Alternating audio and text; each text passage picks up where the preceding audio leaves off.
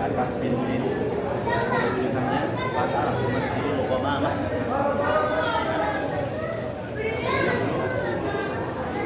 Masjid ini adalah tanah kosong, tidak ada masjid di sini pada masa lalu. Maka ada cerita, ada beberapa cerita yang terjadi di sini. Yang pertama, ketika Madinah sudah kemarau panjang, tidak pernah turun hujan. Memang jarang di situ turun, sampai sekarang juga coba kita lihat, jarang. Tapi kalau sekali turun seperti yang di Makkah kemarin, luar biasa itu, padai, ya. Nah, di saat Madinah sudah kekeringan, hewan mulai kehausan, manusia ada tanah kering, yang banyak yang mati. Sehingga Nabi pun akhirnya datang ke sini dan kemudian melaksanakan sholat minta hujan di sini. Itu kalau bahasa Arabnya namanya istisqa. Ya. Akan menjadi pertanyaan bagi kita, kenapa Nabi sholat minta hujannya di sini di tanah lapang, bukan di masjid? Itu ada masjid Nabawi di sana. Nah, sampai sekarang memang sebaiknya sholat minta hujan itu di tanah lapang. Makanya biasanya kalau di Indonesia pun dibawa ke lapangan bola, ke tanah kosong ya, yang terbuka gini. Tujuannya apa? Itu menunjukkan saat itu kita sangat berhajat kepada Allah supaya diturunkan air hujan itu. Dan biasanya pakaiannya itu pakaian yang sederhana.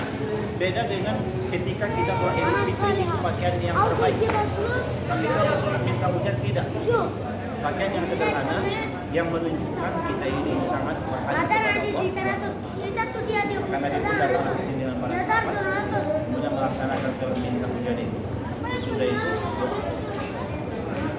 yang biasa kita dengar, kemarin saya dengarkan khotib Jumat yang di sini dia bacakan doa itu dulu. Allahumma ajibna. Dulu amin apa doanya? Allahumma ajibna. Coba. Ya Allah, mengalah air hujan. Ya, kita sudah terjadi kemarau panjang dari kita harus berbanyak doanya. Allahumma ajibna, Allahumma ajibna. Nah, tiba-tiba sesudah doa itu terlihatlah di langit Madinah ini ciri yang akan turun hujannya ini. Apa itu? Awan hitam. Bahasa Arabnya itu namanya al-ghamamah. Maka nama masjid itu menjadi nama masjid. Ya.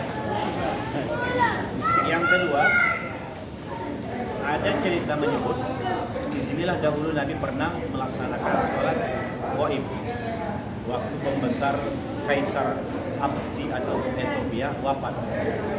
Ya, kalau kita jenazahnya ada di hadapan kita seperti yang biasa di sini, di bawah jenazah ya, itu namanya sholat jenazah.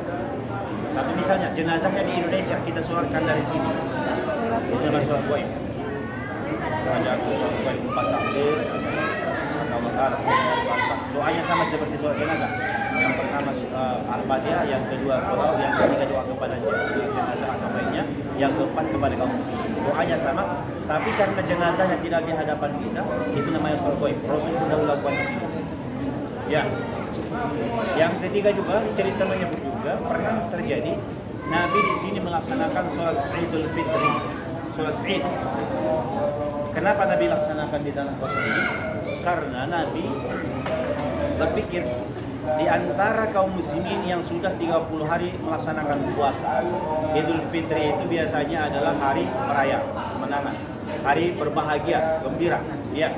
Nah, kalau nanti Nabi laksanakan sholat Idul Fitrinya di masjid, dikhawatirkan wanita-wanita yang uzur atau yang haid tidak bisa masuk masjid. Padahal mereka ingin ikut juga hari bahagia itu, merayakan hari kebahagiaannya. Maka Nabi laksanakan di tanah kosong ini. Lapangan. Supaya apa? Wanita yang haid pun bisa datang ke sini, walaupun dia tak ikut sholat. Tidak ikut sholat, tapi dia ikut bisa merasakan kebahagiaan merayakan hari.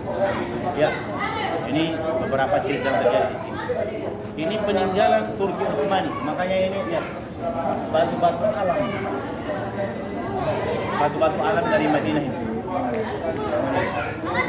Al-Vulkaniyah namanya. Kalau perjalanan kita berusaha ke Makkah, di kanan kiri kita melihat itu ada batu-batu hitam, jenis batunya seperti itu. Ya, ini peninggalan khilafah Umayyah terakhirnya ini. Oke, di sana ada masjid